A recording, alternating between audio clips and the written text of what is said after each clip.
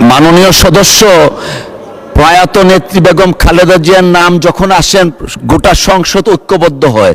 গোটা সংসদের পক্ষ থেকে আবেদন আসছে, আরো 5 মিনিট সময় দেয়া হলো আপনাকে। অসংখ্য ধন্যবাদ। বিসমিল্লাহির রহমানির রহিম।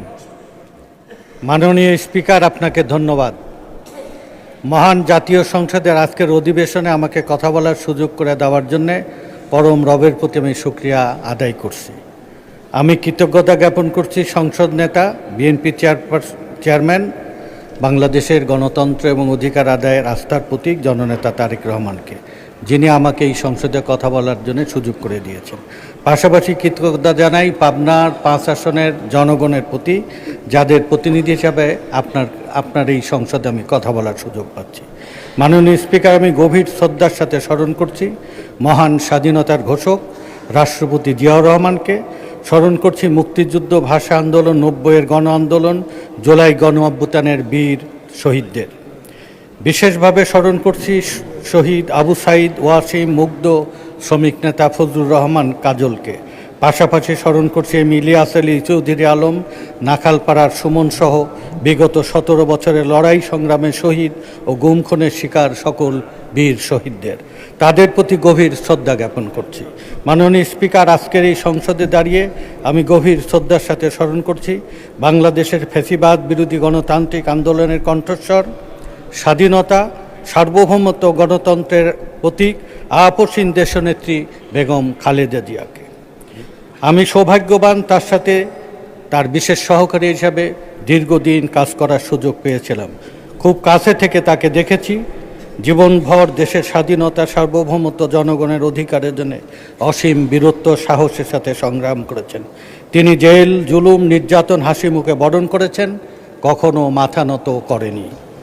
তিনি কখনো আপোষের রাজনীতিতে যাননি, বরং সারা জীবন মানুষের অধিকার, গণতন্ত্রের জন্য লড়াই করেছেন। বেগম খালেদা জিয়া আজ বাংলাদেশ নয়, পৃথিবী জোড়া গণতন্ত্রকামী মানুষের আস্থার প্রতীক, মানুষের অনুপ্রেরণা। তার সংগ্রামী জীবন এবং মানুষের ভালোবাসা বিরল। মাননীয় স্পিকার, আমি সংসদে দাঁড়িয়ে আজ আবেগ আপ্লুত। একজন কর্মী হিসাবে আমি তার কাছ থেকে যে স্নেহ ও সহানুভূতি পেয়েছি, তার রাজনৈতিক দর্শন এবং জীবন যদি আমরা ধারণ করি, তাহলে আমরা কেউ পরাজিত হব না ইনশাআল্লাহ। দেশনেত্রী বেগম খালেদা জিয়া শুধু ব্যক্তি নয়, তিনি আজ একটি ইতিহাসের অংশ। নেতৃত্ব, ব্যক্তিত্বের কারণে কিছু নেতা নিজেই প্রতিষ্ঠান হয়ে ওঠেন। বেগম খালেদা জিয়া ঠিক তেমনই একজন নেতা। বাংলাদেশের মতো রক্ষণশীল সমাজে একজন নারীর শীর্ষ রাজনৈতিক অবস্থানে পৌঁছে যাওয়া সহজ নয়। তার সংগ্রাম জাতীয় ইতিহাসের অনন্য অধ্যায়। তার জীবন সংগ্রাম আজ রাজনীতির ইতিহাসে একটা গুরুত্বপূর্ণ দলিল। বিশেষ করে মাননীয় স্পিকার, আপনি সেই সময় আদালতে উপস্থিত থাকতেন। একটা ফ্যাসিবাদের সেই কাঠগড়ায় যখন তার বিরুদ্ধে প্রক্রিয়া করছে সাজা দেওয়ার, অসীম সাহসিকতার সাথে যে উনি বয়ান তুলে ধরেছিলেন, যে জবানবন্দি দিয়েছিলেন, জবানবন্দি আমাদের ভবিষ্যৎ এবং বর্তমান রাজনৈতিক ইতিহাসে একটা পাথেয় এবং উপাখ্যান হয়ে থাকবে। শুধু রাজনৈতিক সংগ্রামেই নয়, তিনি নারী শিক্ষা, ক্ষমতায়ন, স্বাস্থ্য, কর্মসংস্থান সহ বিভিন্ন ক্ষেত্রে গুরুত্বপূর্ণ অবদান রাখেছেন, যা আজও প্রাসঙ্গিক। মাননীয় স্পিকার, আমাদের প্রয়োজন একটি বৈষম্যহীন, উন্নত, নিরাপদ, মানবিক বাংলাদেশ। এমন রাজনীতি প্রয়োজন যা জাতীয় স্বার্থে আমাদেরকে এক হতে অনুপ্রাণিত করবে। আমরা মর্যাদা, ন্যায় বিচার এবং মৌলিক অধিকার নিশ্চিত করবই। 18 কোটি মানুষের স্বপ্নের বাংলাদেশ তারেক রহমানের নেতৃত্বে আমরা গড়ে তুলব। রাজনীতি হতে হবে জনগণের কল্যাণে নিবেদিত, যা জীবন মানের উন্নয়নে ভূমিকা রাখবে। আমি সারা জীবন কৃষক, শ্রমিক, কামার, কুমার, জেলে তাঁতিসহ ভাগ্যহত মেহনতি মানুষের অধিকার এবং তাদের ভাগ্য পরিবর্তনের জন্য কাজ করেছি, তাদের পাশে থেকেছি। আজকের সংসদ নেতা তারেক রহমান প্রবাস থেকে আমাদের যে অনুপ্রাণিত করেছে, বিশেষ করে ফ্যাসিবাদ বিরোধী গণতান্ত্রিক লড়াইয়ে যে শ্রমিক শ্রেণী দলে দলে নেমেছিলেন, জুলাই বিপ্লব সফল করেছিলেন, তার প্রবাস থেকে প্রতিটি রণাঙ্গনের সেনাপতির ভূমিকা পালন করেছে। আমরা এই গণতান্ত্রিক আন্দোলনে আমরা সফলতার পিছনে শ্রমিক শ্রেণীর যে অবদান রয়েছেন, সে অবদান আমাদের পক্ষ বিপক্ষ সকল সদস্যদের আমরা শ্রদ্ধার সাথে আমরা স্মরণ করব। আন্দোলনটা আমরা যদি আমাদের তৎকালীন সরকার প্রধান উনি একটা কথা বলতেন, এটা ভালো হতো, ছাত্র শ্রমিক জনতার মিলিত সংগ্রাম হচ্ছে জুলাই বিপ্লব। আমি মাননীয় স্পিকার গত 17 বছর আপনাদের অনেকের মতো আমার উপরে মারাত্মক নিপীড়ন বয়ে গেছে, যার শিকার হয়েছি। দেশনেত্রী বেগম খালেদা জিয়ার বিশেষ সহকারী হবার কারণে এই জুলুম অত্যাচার মামলা নিয়ে আমাকে দাঁড়ে দাঁড়ে ঘুরতে হয়েছে। কারাগার রিমান্ডে সময় কেটেছে, আদালতের বারান্দায় ঘুরেছি, তবু মাথা নত করিনি। দেশনেত্রীর একজন সহকর্মী হিসাবে লড়াই আর সংগ্রাম আমাদেরকে অনুপ্রাণিত। মাননীয় সদস্য, আজান পড়ে গেছে, আমরা বিরতিতে যাই, এর পরে আপনার Thank you. বিরতির পরে মাননীয় সদস্য জনাব মোহাম্মদ শামসুর রহমান শিমুল বিশ্বাস, আপনি দয়া করে আপনার অসমাপ্ত বক্তব্য শেষ করুন। আপনার সময় 1 মিনিট বাকি ছিল, আরও 2 মিনিট বাড়িয়ে দিয়ে সর্বমোট 3 মিনিট করা হয়েছে। আমার কথাটা শেষ করার জন্য একটু বাড়িয়ে দিন, 3 মিনিট এখন। 5 মিনিট। আচ্ছা, আপনাকে 4 মিনিট দেওয়া হলো সর্বমোট, প্লিজ, থ্যাংক ইউ। মাননীয় স্পিকার, আমাদের সেই দুঃখের দিন, জুলুমের দিন, অপমান অসম্মানের দিনে আপনাকে সহ ফিরে যেতে চাই। সেই যেদিন বেগম খালেদা জিয়াকে অন্যায়ভাবে সাজা দেওয়া হয়, সেই সাজার রায় যখন ঘোষণা করা হয়, আদালত, পিনপদন আদালত স্তব্ধ হয়ে যায়। সবাই বিস্ময়ে অভিভূত হয়। বিচারক বাদে নেমে গেলেন তড়িঘড়ি করে। সমস্ত সিনিয়র জুনিয়র আইনজীবীদের চোখের দিকে আপনি তাকিয়েছিলেন। সাংবাদিকরা অঝরে কেঁদেছিলেন, পুলিশ কেঁদেছিলেন, আইন শৃঙ্খলা রক্ষাকারী বাহিনী। এই অসম্মান অপমানকর পরিস্থিতি সেদিন সবাই বেদনাবিধুর হয়েছিলেন, আর বিচারক পালিয়ে গিয়েছিলেন। বেগম খালেদা যে অসীম পাহাড়ের মতো দৃঢ়তা নিয়ে দাঁড়িয়েছিলেন, তাকে যখন আমরা কোর্টে থেকে জেলখানার দিকে নিয়ে যাই, সেই দৃশ্য আমরা সবাই দেখেছিলাম। গোটা গণতন্ত্রকামী বিশ্ব পরের দিন জাতীয় পত্রিকা, আন্তর্জাতিক পত্রিকায় নিউজ কেন্দ্রে করেছিল। বেগম খালেদা জিয়াকে বন্দি করেছে, মানে বাংলাদেশকে বন্দি করেছিলেন। খালেদা জিয়াকে বন্দি করার পরক্ষণেই আমাকে ধরে কোথায় নিয়ে গেলেন? 41 দিন আমাকে রিমান্ডে রেখেছিলেন।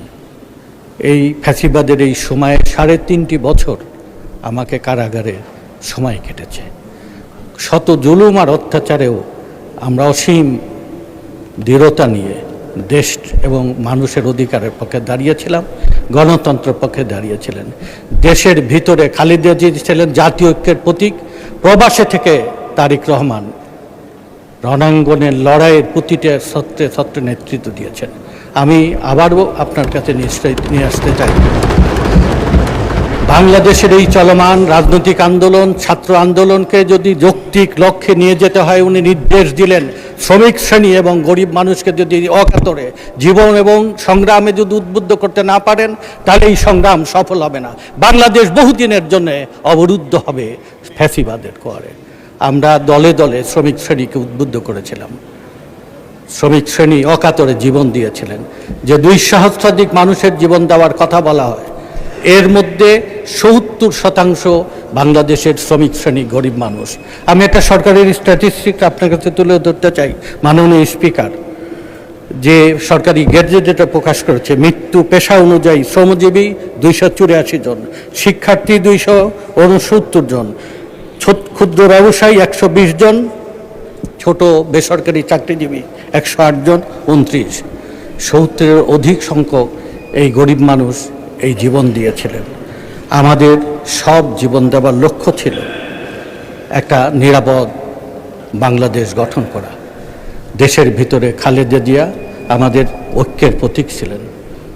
আর প্রবাস থেকে তারেক রহমান ঠিক সেনাপতির মতো রণাঙ্গনে কোন কর্মসূচির পর কোন কর্মসূচি দিতে হবে, কোন কর্মসূচি ঘোষণা করার পরে আন্দোলন সফল হবে, আজকে তার বিরুদ্ধেই যখন আমরা আন্দোলনে অংশগ্রহণকারী শক্তি যখন আমরা কথা বলতে যখন ভুলে যাই, কাকে অপমান করে আমরা বড় হতে চাই, সেই বিবেচনাবোধ যখন আমাদের মধ্যে কাজ করে না, তখন আমাদের দুর্গতির সতর্কতা জানাই। আমি সাম্প্রতিককালে এমন কিছু আলোচনা সমালোচনা হচ্ছে, যে আলোচনা সমালোচনার এই পথ বেয়ে, এই সুড়ঙ্গ দিয়ে এক চক্রান্ত। মাননীয় সদস্য, অসংখ্য ধন্যবাদ। আপনি মাদার অফ ডেমোক্রেসি প্রয়াত বেগম খালেদা জিয়ার ব্যক্তিগত সহকারী ছিলেন। আপনার অনেক ধরনের স্মৃতি আছে, অভিজ্ঞতা আছে, এগুলা শুনলে হয়তো সংসদ থেকেও আচ্ছা আচ্ছা ঠিক আছে, পুরা সংসদে শুনতে চান? আচ্ছা, মাননীয় সদস্য, প্রয়াত নেত্রী বেগম খালেদা জিয়ার নাম যখন আসেন গোটা সংসদ ঐক্যবদ্ধ হয়। গোটা সংসদের পক্ষ থেকে আবেদন আসছে, আরো 5 মিনিট সময় দেয়া হলো আপনাকে। অসংখ্য ধন্যবাদ। 5 মিনিট। মাননীয় স্পিকার, আমরা ডিবি অফিসে এপার আর ওপার সবাই আমরা একসাথে ছিলাম। সেদিনের এই ডিবি অফিসের যে করুণ এবং ভীতিকর দৃশ্য, এই দৃশ্যের সাক্ষী আমরা সবাই। আমি আমার সহকর্মী যারা সামনে রয়েছেন তাদের সাথে আমাদেরকে পরস্পর দেখানো হতো, ভয় দেখানোর জন্যে, আতঙ্ক তৈরি করার জন্যে, ভীতি তৈরি করার জন্যে, এবং আপোষের প্রস্তাব দেওয়া হতো। আমাদের চোখের সামনে থেকে এখানে অনেক সদস্য রয়েছেন, মাননীয় মন্ত্রীরা রয়েছেন, বিরোধী দলীয় সদস্য রয়েছেন, আমার দিকে হাত তুলেছেন। আমি হাসনাত আবদুল্লাহ, আমাদের সহকর্মী, মাননীয় স্পিকার, আমরা সেখানে কি এক বিভীষিকার দুঃসহ অবস্থা অতিক্রম করেছি। আমরা মাথা নত করিনি, আপোষ করিনি। বাংলাদেশে গণতন্ত্র ফেরানোর এই লড়াইয়ে আমরা যাদের অবদান, তাদের সবটুকু অবদান আমরা শ্রদ্ধা সম্মানের সাথে স্মরণ করি। বেগম খালেদা জিয়া শুধু বাংলাদেশের নয়, গোটা পৃথিবীর গণতান্ত্রিক আন্দোলনের একটা সম্পদে পরিণত হয়েছে। বেগম খালেদা জিয়াকে আমরা যথাযথ সম্মান না দিতে পারলেও, যখনই বেগম খালেদা জিয়াকে স্বাধীনতা পুরস্কারে ভূষিত করেছিলেন, 16 তারিখের এই অনুষ্ঠানে যখন তার নাতনি জাইমা রহমান সেই তার সম্মাননা গ্রহণ করেন, গোটা বাংলাদেশ এই চিত্রটা পরের দিন সবচেয়ে বেশি কমেন্ট হয়েছে, সবচেয়ে বেশি মন্তব্য করেছেন যে যথার্থ প্রতিনিধিত্ব হয়েছেন। মাননীয় স্পিকার, বাংলাদেশের ভাগ্য হতো শ্রমিক শ্রেণীকে নিয়ে আমি কাজ করেছি। জীবনে বহুবার মৃত্যুর মুখোমুখি হয়েছি। রণাঙ্গনের লড়াইয়ে, রাজনৈতিক লড়াইয়ে, প্রতিপক্ষের সাথে অসম লড়াইয়ে আমাদের একটা লক্ষ্য, একটা বাংলাদেশকে বদলে দেওয়া, বাংলাদেশকে এমন একটা বাংলাদেশ গঠন করা যে বাংলাদেশে ভাগ্য হতো মানুষ হাসবে, এক নিরাপদ বাংলাদেশ পাবে। যে নিরাপদ বাংলাদেশের জন্য 71-এর শহীদ রাষ্ট্রপতি জিয়া, মেজর জিয়া স্বাধীনতার ঘোষণা দিয়েছিলেন। বেগম খালেদা জিয়া অসম লড়াই করেছে ফ্যাসিবাদের বিরুদ্ধে, স্বৈরাচারের বিরুদ্ধে, সামরিক দুঃশাসনের বিরুদ্ধে, গণতন্ত্র ফেরানোর জন্যে। বেগম খালেদা জিয়ার দেখেন ট্র্যাজেডি, ডেস্টিনি। বেগম খালেদা জিয়াকে তারা অসম্মান, অপমান করতে চেয়েছিলেন। আজকে বেগম খালেদা জিয়া যে অসুস্থ অবস্থায়, আমাদের ডাক্তার সাহেব এখানে রয়েছেন, যে মৃত্যুর সাথে আমরা প্রতিটা মুহূর্তে সে সময় লড়াই করছি, তাকে জীবিত অবস্থায় গণতন্ত্রের বিজয় বীর করার জন্যে। ওনার সেই সময় জাতিসংঘ, আমেরিকা, ইউরোপিয়ান ইউনিয়ন, যেমন যারা তাকে অপমান করেছে, জীবনধর বিদ্ধ করেছে, তারা পর্যন্ত, এমনকি তাকে যে অপমান করার জন্য প্রতি মুহূর্তে ডাইনি বুড়ির মতো চেষ্টা করত, শেষ পর্যন্ত খালেদা জিয়ার প্রতি তারাও সম্মান প্রদর্শন করে। এইটাই ডেস্টিনি। যথার্থ সম্মান শুধু খালেদা জিয়া পায়নি, বাংলাদেশ পেয়েছে। বাংলাদেশ সার্বভৌম রাখার জন্যে খালেদা জিয়া শুধু জীবনেই লড়াই করেনি, মরণেও লড়াই করছে। এই বাংলাদেশ সার্বভৌম থাকবে, এই বাংলাদেশ কারো কাছে পদোন্নত হবে না।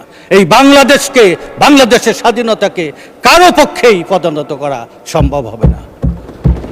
আমরা যে জাতীয়তাবাদে বিশ্বাস করি, আধুনিক বাংলাদেশ গঠনে বিশ্বাস করি, উন্নত বাংলাদেশ গঠনের জন্য।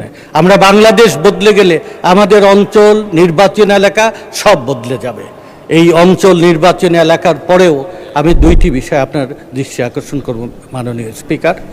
এক হচ্ছে আমাদের জাতীয় উন্নয়নের নির্বাচনী এলাকায়, আমার এলাকায় যে সমস্ত দাবিগুলো রয়েছেন সেগুলো আমি লিখিত আকারে আপনার কাছে দিলে আপনি যদি বলে দেন সেই সময়টা আমি জাতীয় রাজনীতির প্রেক্ষাপটে কিছু কথা বলতে চাই। বাংলাদেশ যদি বদলাতে হয় তাহলে বাংলাদেশের ভাগ্যহত মানুষের অধিকার রাষ্ট্রীয়ভাবে নিশ্চিত করতে হবে, পক্ষ বিপক্ষ সবাইকে মিলে। বাংলাদেশের 7,35,00,000 ভাগ্যহত শ্রমিক শ্রেণী যারা বিদেশ থেকে রেমিটেন্স আসে, দেশের ভিতর থেকে সম্পদ সৃষ্টি করে, যারা প্রতিটি তার তিল ঘাম শ্রমে সভ্যতা গড়ে ওঠে, বাংলাদেশের সেই শ্রমিক শ্রেণীর দিন আসছে 1 মে। সেই 1 মে আমরা সবাই মিলে এমনভাবে উদযাপন করব যে বাংলাদেশ বিশ্ব দরবারে মাথা উঁচু করে যাবে। বাংলাদেশকে কারো পক্ষে আর দাবিয়ে রাখা সম্ভব না। ঐতিহাসিক বিবর্তনে এক সময় যে সময় অটোমানরা কর্তৃত্ব করেছে, আফগানিস্তান যে গুরুত্ব পেয়েছে, ভৌগোলিক কারণে বাংলাদেশ এখন পৃথিবীর মধ্যে গুরুত্বপূর্ণ এই জনভূমি আমরা নিরাপদ করে গড়ে তুলব। তারেক রহমানের নেতৃত্বে আমরা একটা উন্নত বাংলাদেশ গঠন করব। ধন্যবাদ মাননীয় সদস্য।